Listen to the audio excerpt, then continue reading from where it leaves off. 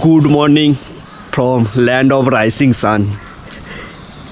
আমরা আছি অরুণাচল প্রদেশে এবং ভারতবর্ষের যে প্রথম সূর্যোদয় ডং ভ্যালি, সেই ডং ভ্যালি থেকে কিছুটা দূরেই আমরা এই সময় এই হোমস্টেতে আছি। এখান থেকে এখন সময় হচ্ছে 4:30 বাজছে। তো 4:30তেই এখন মেঘের যে এবং আকাশের যে পরিষ্কার পরিচ্ছন্নতা বা সূর্যোদয় হয়েছে সেই আভাসটা আপনারা দেখতে পাচ্ছেন। আর এখান থেকে আরেকটু এগিয়ে গেলেই ডং ভ্যালি থেকে প্রায় 3:30 সময় বা 3:15 করে সানরাইজ হয়ে যায়। তো এখান থেকে একটু দূরে, কিন্তু আমরা সানরাইজিংটা এখান থেকে একদম পরিষ্কার দেখতে পাচ্ছি না, কিন্তু তারই যে আভাস পড়েছে পেছনে পাহাড়ের উপরে সূর্যের রশ্মির কিরণ প্রথম এসে পড়ছে, আমরা সেইটাই সকাল থেকে বসে বসে এখানটা দেখছিলাম। এবং এখনও পর্যন্ত গ্রামের কোনো একটা মানুষ এখানে ওঠেনি, উঠেছে শুধুমাত্র ভারতের সৈনিকরা, যারা এখান থেকে গার্ড দিচ্ছে। যে উপরে দেখতে পাচ্ছি আমরা দাঁড়িয়ে আছে। পুরো এই জোনটা হচ্ছে পুরো আর্মি মানে কভার জোন একবারে। এই সময় হাঁটতে হাঁটতে আমি একটু বেরিয়ে পড়েছি সকালবেলা এই কাহো ভিলেজের একটা সৌন্দর্য দেখতে। সত্যি অপরূপ বিউটি। পাশ দিয়ে বয়ে চলেছে লোহিত রিভার।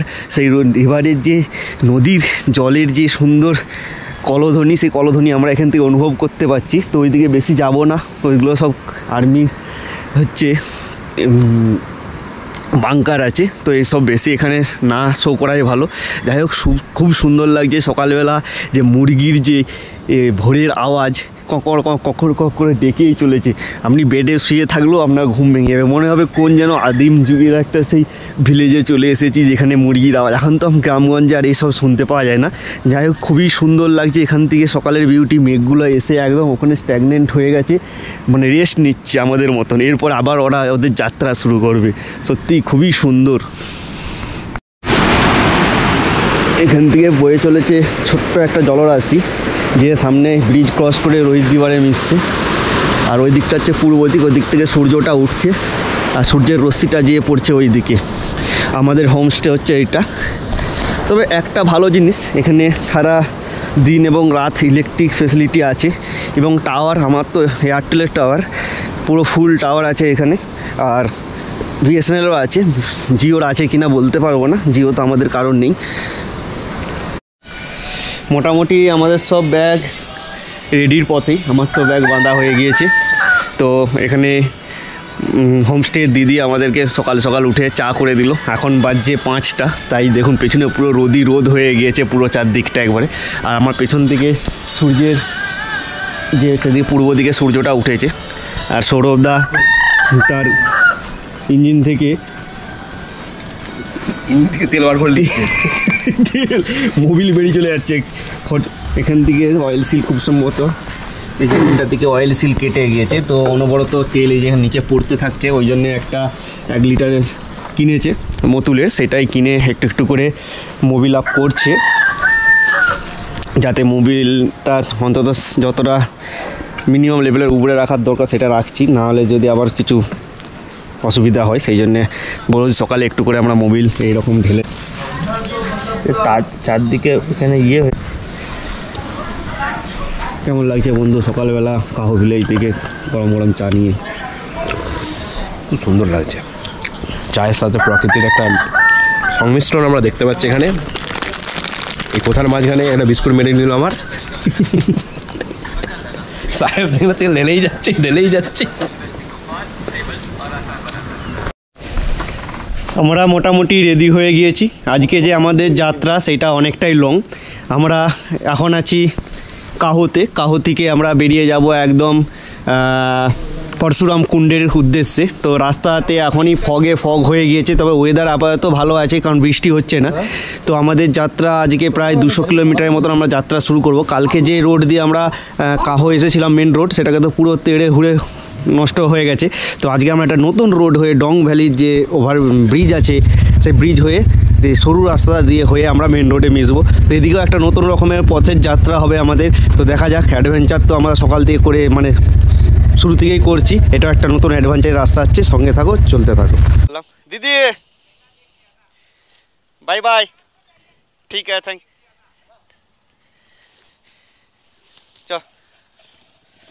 তো আমাদের যাত্রা আজকে ডংয়ের উদ্দেশ্যে আমরা রওনা দিয়ে দিয়েছি, আমাদের টিম সব বেরি। জয় মা দুর্গা বলে আমাদের যাত্রা শুভ আরম্ভ হয়ে গেল। আজকে আমাদেরকে অনেকটা পথ অতিক্রম করে যেতে হবে। পুরো খানিকক্ষণের মধ্যেই পুরো ভ্যালিটা একদম মেঘে ঢেকে গেল। ঠান্ডাটা দেখুন, সাইলেন্সারের পেছন থেকে ধুঁয়ো বেরোচ্ছে একদম। সত্যি কথা বলতে খুবই সুন্দর একটা সাজানো গুছানো শহর এইটা। সামনেই সানরাইজ হয়েছে, এখন টাইম 6টা বাজছে। আমরা সকাল সকাল আমাদের যাত্রা শুরু করলাম, কারণ অনেকটাই পথ আমার দিকে আজকে অতিক্রম করতে হবে।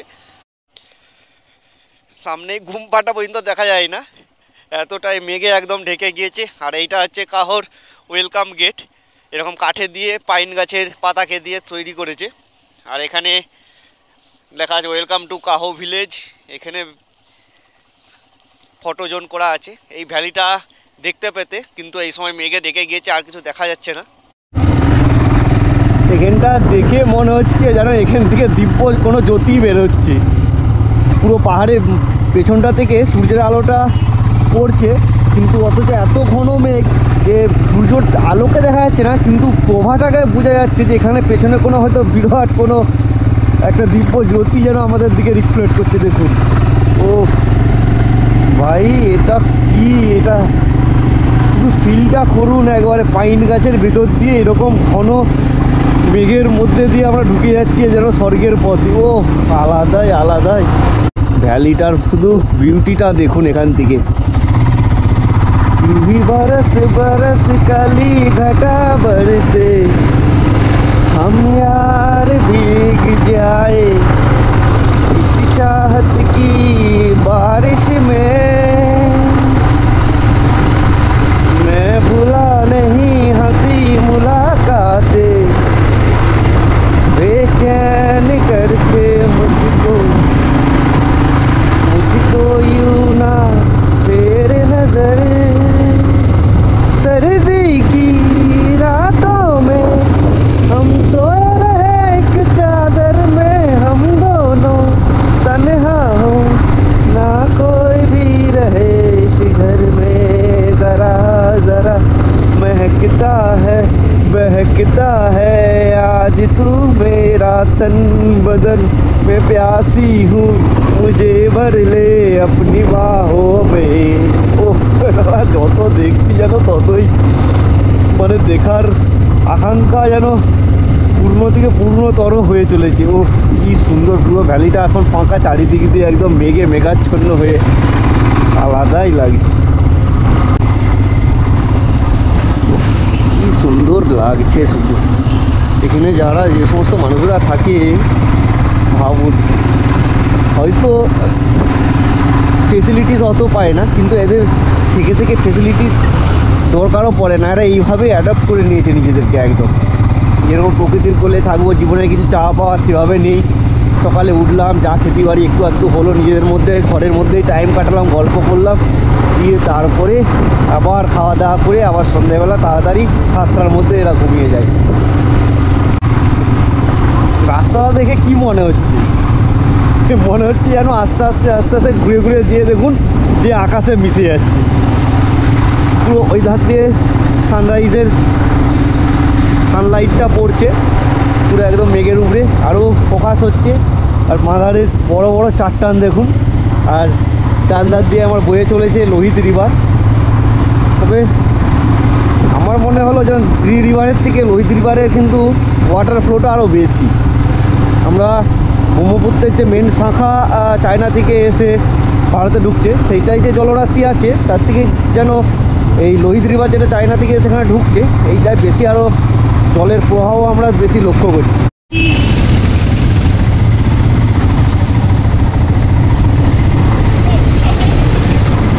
এইটা কিন্তু আমাদেরকে বেশ সুন্দর, মানে খুবই ভালো লাগে যখন এরকম আননোন জায়গাতে আসবে আর সেখানে এসে এরকম বাচ্চা বাচ্চা ছেলেমেয়েরা যখন ওয়েলকাম বা টাটা গুড বাই জানাচ্ছে, এরকম করে হাত নাড়ে না, পুরো ফিলিংসে আনন্দে মনটা একদম ভরে উঠে। এটা একদম ইউনিক লাগে আমাদের।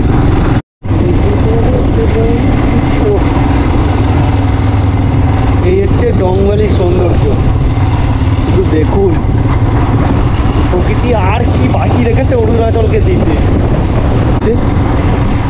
তবে মেন রোডের থেকে এই রোডের সৌন্দর্যটা আরও বেশি। এই রোডটা যদি আপনারা নিতে চান তাহলে ডং রিসর্ট থেকে নিচের দিকে একটা ছোট্ট এরকম পায়ে চলা রাস্তা নেমে যাচ্ছে, সেই রাস্তা দিয়ে আপনাকে এই রোডটা কাহর দিকে যেতে হবে। আর কাহর দিকে যেতে হলে দেখবেন আগে একটা বোর্ড দেওয়া আছে ডং ভ্যালির দিকে, সেই ডং ভ্যালির দিকে রোডটা আপনাকে নিতে হবে। ও কি দেখছি ভাই, তাহলে ছবি টবি তুলি।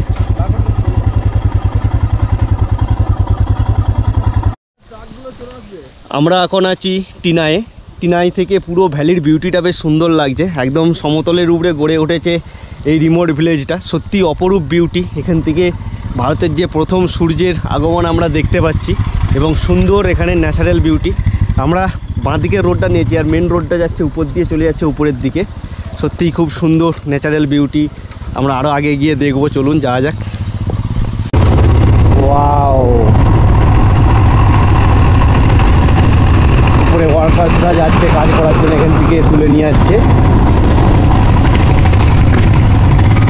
আর এই যে সামনেই লেখা আছে টিনাই সেক্টর এন্ড কেকেজি টিনাই। থ্যাঙ্কস। হাইলাং এখান থেকে হচ্ছে 102, ওয়ালং 2 কিলোমিটার।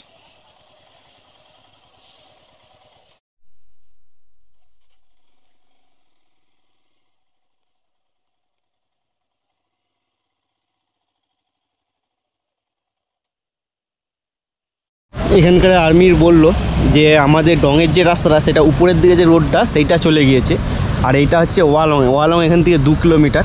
কিন্তু আমার দিকে এরকম কেবিল ব্রিজতে যেতে হবে, কিন্তু ব্রিজটা খুবই ন্যারো এবং পুরো দুলছে।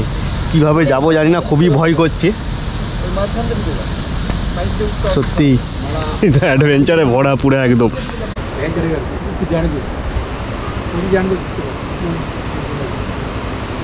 जाओ जब अकेला हो तब जाना चाहिए। ठीक है, रिस्क मत लो। एक्चुअली हमको डोंग के तरफ से जाना था लेकिन गलती से आ गया। गलती से इधर आ गया। आपने पूछ के जाना ना। नहीं, उधर आर्मी को पूछा था, आर्मी वाला जीप से, तो उन्होंने बोला ये नीचे वाला रास्ता नहीं। ठीक है, कंफ्यूज होते हैं। जय जय।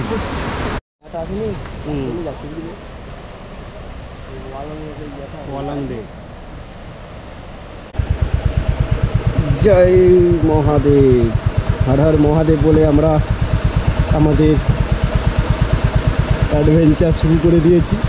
আলাদা লেভেলেরই লাগছে।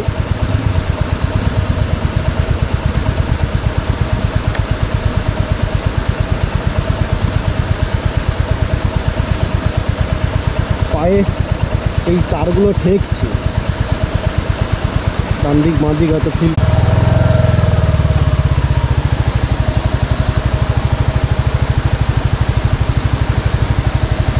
জীবনের প্রথম এক্সপিরিয়েন্স, এত বড় একটা কেবিল ব্রিজ দিয়ে আমরা চলেছি।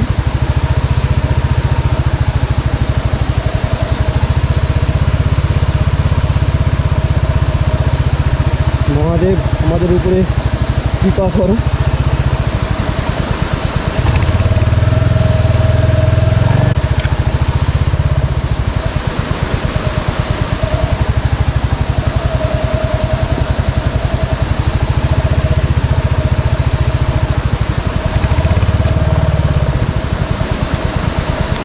সামনে দাদা অভিজিৎ পেরিয়ে তারা হর হর মহাদেব বলছে, আর একটু ঠাকুর নিচে পাগুলো এমন জড়িয়ে যাচ্ছে।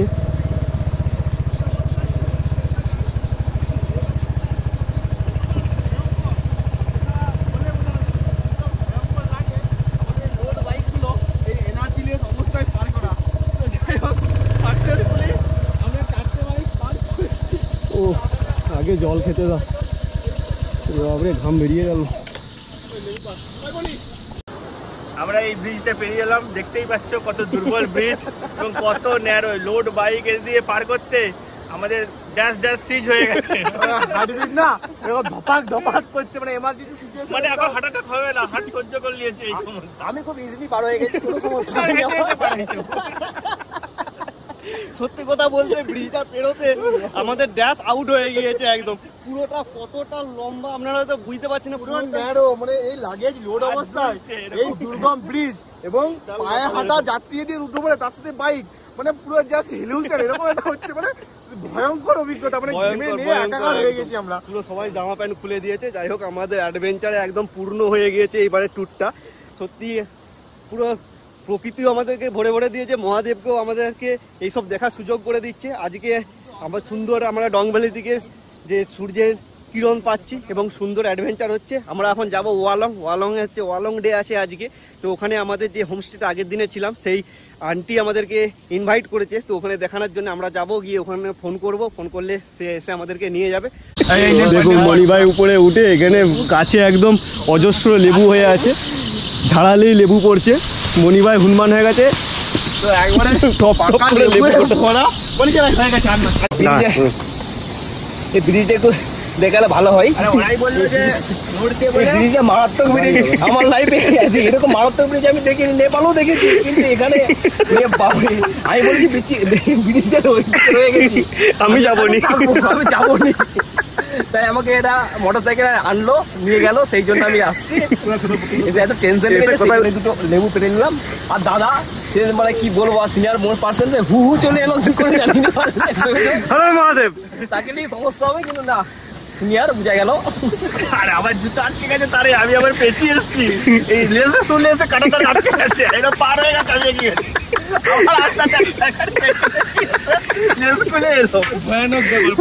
আমার তো আবার এখানে পুরো তারে লেগে এটা ছিঁড়ে গিয়েছে। এখান থেকে ওয়ালং আর 2 কিলোমিটার। মহাদেব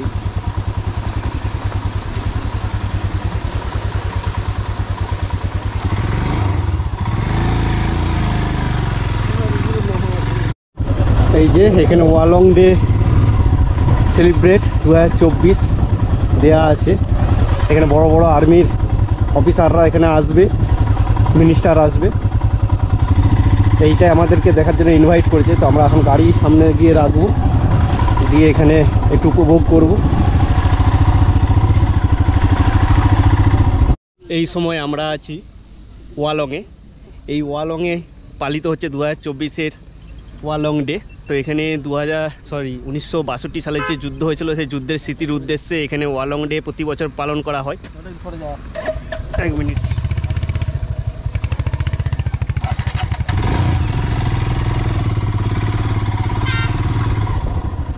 কি সুন্দর বাচ্চারা এখানে খেলছে।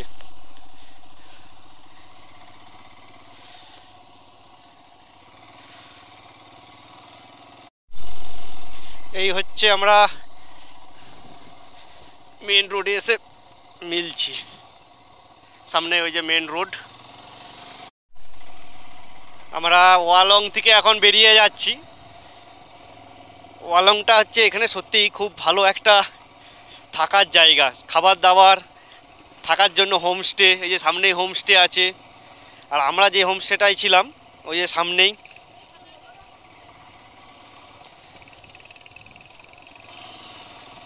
ওই যে সামনেই হোমস্টেটা এখানে আছে। আমরা আছি এখন চাংউইনটি। এখান থেকে হচ্ছে এটা চলে যাচ্ছে ওয়ালং, মানে সরি হাওয়াই, যেটা হচ্ছে আন্ডার ডিস্ট্রিক্টের সদর। আর আমরা চলে যাব সোজা আইলাং। হাউলিং 44, তেজু 139, রোয়িং 156। উপরের দিকে যে রোডটা যাচ্ছে এইটা আনিনির দিক দিয়ে যোগ হবে, আর এইটা নিচেরটা চলে যাচ্ছে তেজুর দিকে। উপরের দিকটা যেটা আমরা সেই আগে আনিনি থেকে আসার সময় রোডটা দেখাচ্ছিলাম, সেই রোডটা এসে এই রোডে মিলবে, দিয়ে 100 কিলোমিটারের মতন কম রাস্তা আমার দিকে যেতে হবে। এখানে হোটেল আছে। ওয়ালং থেকে একটু পেরিয়ে এসেই এই হসপিটালটা পড়বে, তবে হসপিটালটা এরিয়াটা অনেকটা বড় এরিয়া জুড়ে এবং অনেক বড় দেখে লাগছে। হ্যাঁ জানিস, তোর জন্য তো ওয়েট করছিলাম, কোথায় গেল এই পেট্রোল পাম্প খুপা, মানে এখান থেকে হাউলিং লং ঢোকার ঠিক 6-7 কিলোমিটার আগে পুরো ফুয়েল আপ করে নেবো আমরা। ভর্তি করে নেবে তো? তোর ভরা হয়ে গেছে? হ্যাঁ তাহলে না খাবার টাবার আছে নাকি কিছু? খাওয়াটা দেখছি ওইখানটা দেখতো। আর কটায় বন্ধ হয় জিজ্ঞেস করতে? দুটাই না 3টায়? 12টা। তাহলে এখান থেকে 12টা। এই খুপাতে হচ্ছে শেষ পেট্রোল পাম্প, এরপরে আর কোনো পেট্রোল পাম্প নেই। একদম খুপা ইয়ে পর্যন্ত, একবারে ডং ভ্যালি বলুন আগে পর্যন্ত তেজুর পরে খুপার পরে আর কোনো পেট্রোল পাম্প নেই। তাই ফুয়েল এখান থেকে ফুয়েল আপ করে নেবে। যদি না এখানে পেট্রোল পাওয়া যায় তাহলে এখানে লোকাল দোকানে প্রচুর পেট্রোল পাওয়া যাচ্ছে, একটু দাম বেশি হবে এবং কোয়ালিটি কতটা ভালো হবে সেটা জানি না। তবে এইটা হালিলং থেকে একটু উপরের দিকে উঠে আসতে হবে, প্রায় 6-7 কিলোমিটার উঠে এসে এই পেট্রোল পাম্পটা পড়বে। এখন হচ্ছে সময় 12টা বাজছে, আমরা পেছনে এই পেট্রোল পাম্পে পেট্রোল ভরলাম। তো এখানে মেন সমস্যা যেটা, এখানে হাইওয়ে হওয়ার জন্য 12:30 পর্যন্ত বন্ধ থাকে, 12:30 থেকে আবার 2 ঘন্টা খোলা থাকে, তারপরে আবার রোড হচ্ছে ক্লোজ করে দেয়। তো সেই জন্যে এখন বাজছে 12টা। তো আমরা আর আধ ঘন্টার মধ্যে হয়তো রোড খোলা থাকবে আগে, তো আধ ঘন্টা পরে খুলবে। তো আমরা এই রোডটা যত তাড়াতাড়ি পারি এখান থেকে ক্রস করে যে নিচে আমরা আজ খাবার সিদ্ধান্ত নিয়েছি। তাই এখানে একটা ছোট্ট দোকানে আমরা পরোটা আর সবজি, পরোটা হচ্ছে 3 প্লেট হবে, 4 প্লেট হবে না, আর সবজি নেই। সেই জন্য আমরা বললাম এটাকে ভাগাভাগি করে খেয়ে অন্তত আমাদের আজকে যাত্রা শুরু করি। ওই রোডটা পেরোনোর পরে আমরা আবার আমাদের যা খাবার দাবার সারবো, তবে তার আগে আমরা বেরিয়ে যাই।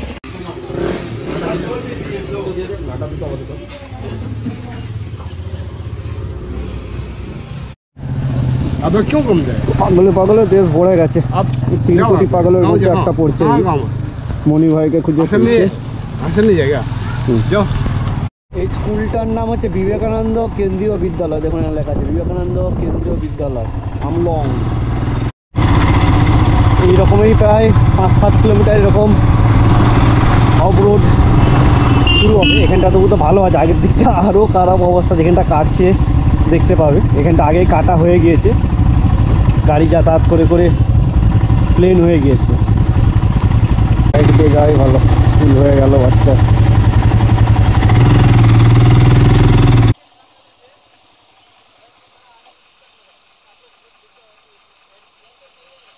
ও আর্মির গাড়ি আসছে বলে আমার দিকে সাইড করতে বলছি।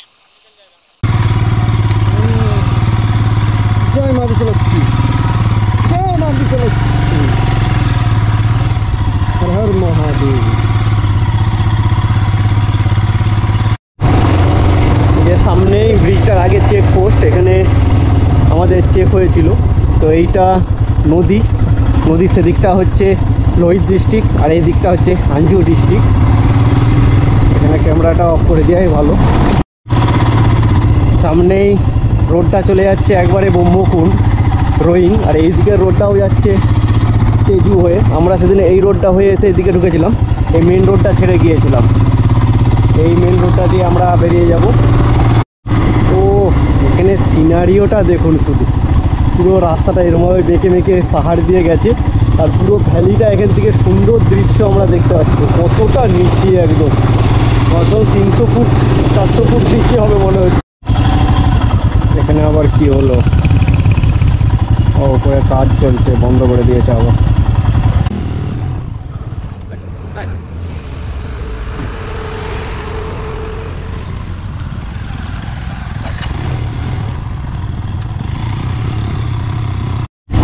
তেজু পায়া তেরিজং 300 170 রোয়িং 112 ওয়াকপো। সকাল থেকে আমরা প্রায় এখনো পর্যন্ত 225 কিলোমিটারের মতো রাইড করে ফেলেছি। তো আমরা এসে এই মুহূর্তে উপস্থিত হয়েছি ব্রহ্মকুণ্ডে। এখান থেকে দুটো রাস্তা ভাগ হচ্ছে, একটা উপরের দিকে চলে যাচ্ছে তেজু, আর একটা নিজেরটা যেটা নেমে যাচ্ছে সেইটা হচ্ছে সুরাম কুণ্ড, পাশাপাশি ওর দিকে পড়বে। তো সত্যি কথা বলতে আজকে সকাল থেকে যে যাত্রাটা আমাদের ছিল খুবই টানা একদম ছিল, কারণ আমরা সকাল 6টা থেকে এখন বাজছে 2:10 আমরা চলে এসেছি আমরা ব্রহ্মকুণ্ডে। তার মানে বুঝতেই পারছেন 225 কিলোমিটার হাই হিলে এরকম খারাপ রাস্তার মধ্যে কিভাবে সোজা টানা চালালে আমরা এসে এখানে উপস্থিত হতে পারি। আমরা চলে যাব পরশুরাম কুণ্ডে, ওখানে গিয়ে ওখানে সিনারিও বা ওখানে হিস্ট্রি বা ওখানে আমরা পারিপার্শ্বিক দৃশ্য দেখব। তো এখান থেকে যে পেছনের রাস্তাটা শুরু হচ্ছে সে রাস্তা দেখে এখন থেকে ভয় লাগছে যে কি করব, দুটো রাস্তায় আন্ডার কনস্ট্রাকশন হচ্ছে। তো দেখা যাক, আমাদের যাত্রা যখন শুরু করেছি আমরা তো সহজ করবই। মোটামুটি চলে এসেছি আমাদের যাত্রাপথের মোটামুটি একদম আজকের দিনের অন্তিম পর্বে একদম। দেখুন এখানে রোডে সার্ভের কাজ করতে এসছে কোতলপুরে বাড়ি দাদার, বাঁকুড়া কোতলপুরে। কথা বলতে বলতে সে আমাদের কথার টান বুঝতে পেরে গেছে যে আমরা বাংলা থেকে এসেছি। আর জিজ্ঞেস করতেই বললো ও তো আমরা পাশে তো ঘাটালে বাড়ি। আসছি, দেখা হবে পরে। মোটামুটি বাঙালি এমন জায়গায় নেই যে নেই। দেখুন এখানে সার্ভের কাজ করছে, যে রোড তৈরি হচ্ছে এই রোডে সার্ভেয়র হিসেবে এসছে। তবে বললো যে রাস্তা এখানটা খুবই খারাপ, খুবই সাবধানে যাবে, আগের থেকে ভালো হয়ে যাবে। ও এখানটা প্রজাপতি, কত প্রজাপতি এখানে পুরো ভর্তি একদম। দেখুন গাড়ির পেছনটায় উড়ে উড়ে যাচ্ছে, দেখাচ্ছি এই দেখুন কত প্রজাপতি। ক্যামেরায় ধরা পড়ছে না কি জানি না, অসংখ্য অসংখ্য। আমরা হিল ছেড়ে আস্তে আস্তে পুরো প্লেন ল্যান্ডে নামছি। দেখুন পুরোটাই প্লেন ল্যান্ড হয়ে যাচ্ছে। সামনেই লেখা আছে লোহিত ব্রিজ, স্প্যান হচ্ছে 410। ও নমঃ পার্বত হি ফতে হর হর মহাদেব। আমরা এখন দাঁড়িয়ে আছি লোহিত রিভারের উপরে, সামনেই পরশুরাম কুট। সাপোর্ট আমাকে বললো একটা কোটাল নিয়ে নদীটা যখন বলতে গেছিল তখন নাকি পরশুরাম কুটাল নিয়ে এটা কভার করে দিয়ে দিয়েছে, নদীটা আবার বইছে। আমি যাইনি, সাপোর্ট বললো।